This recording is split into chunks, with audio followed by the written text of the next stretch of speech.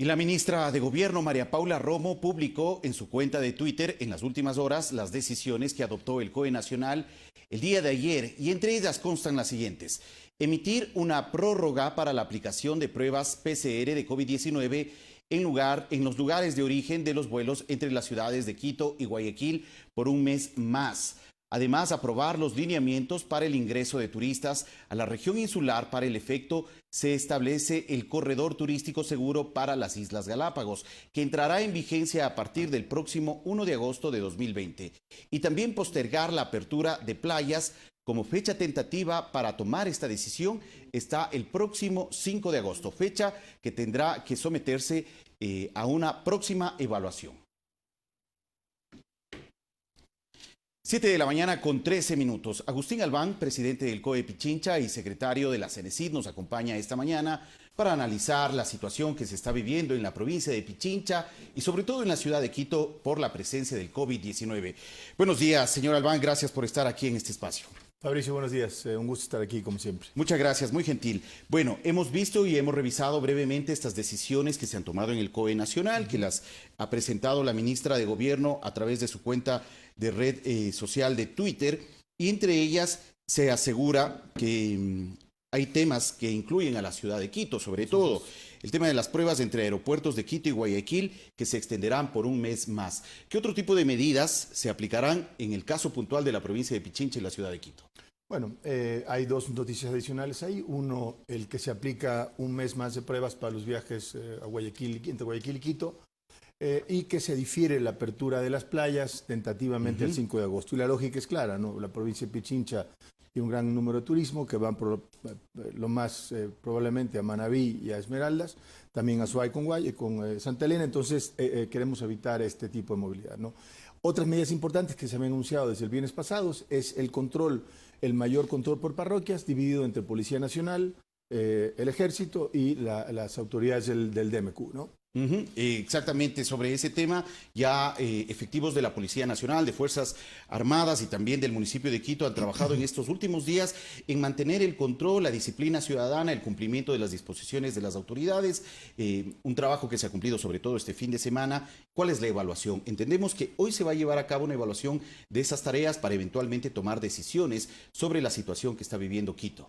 Así es, el día de hoy tendremos una reunión para evaluar los resultados. Evidentemente, durante el fin de semana en particular nos topamos con, que fue de conocimiento público, lo hemos visto en muchos medios, nos topamos con situaciones que verdaderamente preocupan, ¿no? En cuanto a la incivilidad de algunos de nuestros conciudadanos, fiestas clandestinas, centros de tolerancia abiertos, juegos de vóley, es decir, de nada sirve el gran esfuerzo que se ha hecho para incrementar el número de camas de unidades de cuidados intensivos si nosotros como ciudadanos no ponemos de nuestra parte. Entonces, el día de hoy se va a hacer una evaluación, vamos a ver qué tan bien está resultando estas nuevas medidas de control, y seguiremos trabajando de manera focalizada. Tenemos que entender que la ciudad tiene que regresar a una nueva normalidad, y hay lugares calientes, como hemos dicho, donde tiene que haber mayores controles, pero tiene que haber, insisto, mayor cooperación de la ciudadanía.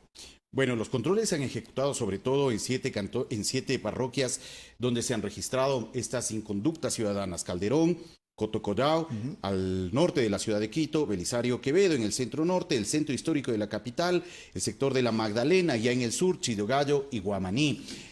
Más de 8,000 aglomeraciones, 922 fiestas. Estos indicadores eventualmente se podrían reducir o se han reducido a lo largo de estos últimos días, luego de estos operativos efectuados por Fuerzas Armadas, por Policía. Es evidente que ha habido un control mucho más severo en estas últimas horas. Así es evidente que ha habido un control y tendremos resultados positivos. ¿Qué es importante destacar? Que cuando hablamos de 822 fiestas, son las que reportan los vecinos. ¿Cuántas más de esas tenemos que no se alcanzan a reportar o que no se alcanzan a dar seguimiento o a atender? Entonces, la gran problemática de la concentración, y justamente son estos cantones los que tienen el mayor número de contagios por cada 10,000 habitantes, perdón, estas parroquias, son las que mayor contagio tienen por cada 10,000 habitantes. Entonces, Claramente, y este es el mensaje para toda la ciudadanía, claramente hay una correlación directa entre respetar las normas de distanciamiento, el toque de queda, el beber en la vía pública, con las cifras de contagio. Muchos jóvenes piensan que pueden ir a un centro de tolerancia porque no van a contagiarse y probablemente no les pase nada. Pero van a ser un centro, van a ser ellos portadores del virus, de su familia, sus hogares, sus abuelitos, etcétera. Y eso es algo que tenemos que controlar y justamente es una gran labor para la policía, pero siendo muy claro, no tenemos un policía por cada joven que quiere delinquir, por cada libador que quiere tomar en la vía pública. No nos damos abasto. Entonces necesitamos, insisto, es un llamado a la cooperación de toda la ciudadanía. Por la situación que se está viviendo actualmente en la ciudad de Quito, ¿es posible pensar en que la ciudad eventualmente pueda regresar a un color rojo?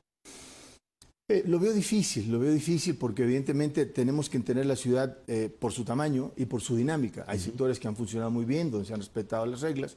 Hay que entender el concepto del semáforo. El semáforo se diseña para dar movilidad para el trabajo, no para la fiesta, no para las libaciones, no para los centros de entretenimiento. Entonces, quizá nos ha faltado un poco de madurez en entender cuáles son la lógica de este relajamiento. Yo pensaría que no. El caso de Mejía, por ejemplo, ha decidido regresar a rojo, dentro de sus competencias, evidentemente, como COE cantonal. Sin embargo, es un tema curioso porque en el caso de Mejía tiene 390 contagios concentrados en Machachi, por ejemplo, y enfrenta para la propia gente que trabaja en Quito temas de movilidad. Tiene un toque de queda a las 6. Exacto. Y Quito tiene otro horario. Hay mucha gente que viene a trabajar acá, ¿no? Por supuesto. Entonces son cuestiones que tienen que tomarse muy en cuenta antes de pensar en ese momento. Por ejemplo, el COE provincial trabajamos de manera muy articulada para tratar que cantones que tienen una lógica, por ejemplo, Rumiñahui y Mejía y la propia ciudad de Quito, el DMQ, que vayan bastante de la mano. Entonces esto, y habrá que entender un poco la lógica, hoy tenemos COE provincial, lo analizaremos, un poco la lógica del alcalde en la toma de esta decisión, ¿no?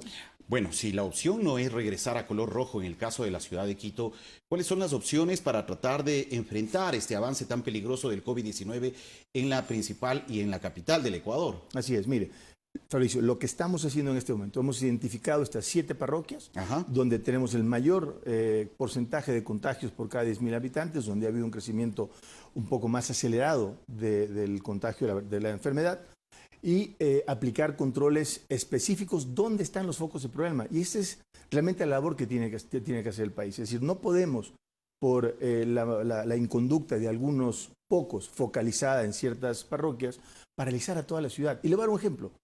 Hay sectores que han funcionado maravillosamente bien durante la pandemia. Sector alimenticio, sector energético, nuestra policía, nuestras Fuerzas Armadas, el sector financiero. Y han funcionado en orden. Han sido los propios, digamos, empresarios, en el caso de los supermercados, por ejemplo, que no ha habido problemas de desabasto, que han hecho sus propios cercos epidemiológicos, han aplicado pruebas. Es decir, se puede hacer. El control es un tema fundamental y es justamente lo que se quiere hacer en el caso de estas parroquias donde tenemos inconductas que generan un incremento en el contagio, ¿no? ¿Se ha pensado eventualmente en cercar estos sectores, estas parroquias, para tratar de contener un poco el nivel de casos que se están registrando en esas parroquias? Bueno, Bogotá ha hecho algo similar. Todo está en consideración, pero yo creo que más bien estamos atacando focos específicos. Es decir, la persona que sale a trabajar en la mañana de estas parroquias con sus medidas de seguridad, etcétera, pues esa debe apoyarse, que siga sus actividades normales, porque él, al cuidarse a sí mismo, cuida a su familia. Hay casos, es injustificado que haya fiestas hasta las altas horas de la noche, tomando, y ha habido muchos comentarios en cuanto a la ley seca. La ley seca impide vender alcohol, no impide consumirlo. Entonces, estos jóvenes están consumiendo alcohol fuera de horario y violando las ordenanzas municipales. Existe una ordenanza, la 151, que es tremendamente clara en cuanto al consumo de alcohol en la vía pública y siguen rompiendo estas medidas, ¿no? ¿Cuáles son los principales indicadores que muestran un poco la situación de la ciudad, de la provincia de Pichincha, frente a la presencia del COVID, que nos pueda compartir? Mire, a ver, uno que monitoreamos, y esto fue una cifra importante en la lógica de tomar decisiones, es el número de contagiados cada 10.000 habitantes. Y tenemos, por ejemplo, la Magdalena, 1.402 contagiados. El promedio en la provincia es aproximadamente 350 contagiados cada 10.000 habitantes. Y tenemos parroquias, la Magdalena, 1.400, Chillogallo, 1.260, Coto Collao, 1.213 contagiados cada 10.000 habitantes. ¿Qué quiere decir esto? Que estas zonas, estas parroquias específicamente Ahí hay más factores, evidentemente, tiene que ver la informalidad de la economía, tiene que ver las necesidades de algunos de salir a trabajar, tiene que ver la densidad poblacional, hay varios factores, indudablemente, que no se puede culpar a la ciudadanía. En eso estamos claros. Pero hay factores donde sí es responsabilidad de la ciudadanía. Respetar los horarios del toque de queda, libadores en la calle. Entonces, estamos monitoreando y creo que la lógica que estamos implementando es la correcta, es decir, analizar parroquia por parroquia, ver qué situación tiene y ver qué medidas se pueden aplicar específicamente para detener el avance del COVID. ¿Hay otro tipo de medidas que se están analizando ahora adoptar para el caso de Quito, para el caso de la provincia? Bueno, primero tendremos que ver los resultados de estas primeras medidas que vamos a analizar en el transcurso del día de hoy. Se ha convocado una reunión para justamente ver qué impacto positivo tienen estas medidas y dependiendo de eso se seguirá analizando la situación de la provincia de manera particular, es decir, parroquia por parroquia. Algo que ha preocupado también a ciertos sectores de la ciudad es el tema de la informalidad, el comercio informal, también como una posibilidad de poder extender la enfermedad en la ciudad de Quito. ¿Se podría eventualmente también revisar este aspecto? El comercio informal es muy difícil de controlar, Fabricio. Es decir, sería muy complejo implementar una medida específicamente del comercio informal. Yo creo que hay un tema de fondo y lo hemos visto, por ejemplo, cuando empezaron en los primeros días de la pandemia, y recorríamos, por ejemplo, el mercado en el sur de la ciudad, nos damos cuenta que había gente que sí respetaba la distancia, estaba con la mascarilla. Creo que ha habido un relajamiento, creo que hay una actitud de a mí no me va a pasar o a mí ya no me pasó. Esto no es cierto, justamente mientras más avanza la enfermedad, existe una probabilidad mayor, por simplemente hay un mayor número de contagiados, de que yo sea sujeto a contagio. Entonces, creo que no hay que relajarse. Esto, como hemos dicho en múltiples ocasiones, la enfermedad está aquí para quedarse y tendremos que vivir con ella, sin sacrificar la productividad, sin sacrificar actividades esenciales, pero tendremos que vivir con la enfermedad, Fabricio. De acuerdo. Vamos a revisar brevemente lo que se ha resuelto a nivel de COE nacional.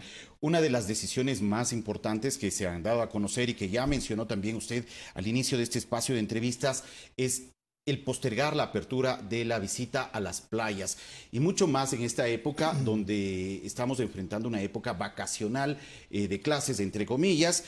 Hay muchas familias, muchas personas que pensaban en la posibilidad de viajar a las playas. Esta decisión se posterga. ¿Qué es lo que ha pesado para que el COE nacional finalmente decida extender el tema de las visitas a las playas del país? Así es. Se había anunciado que era, creo que el día 22. Así es. Y se postergó tentativamente al día 5 de agosto. Y esto un poco para también dar certeza a la industria hotelera que tiene que tener contrataciones, insumos, etc. Pero ¿qué es lo fundamental?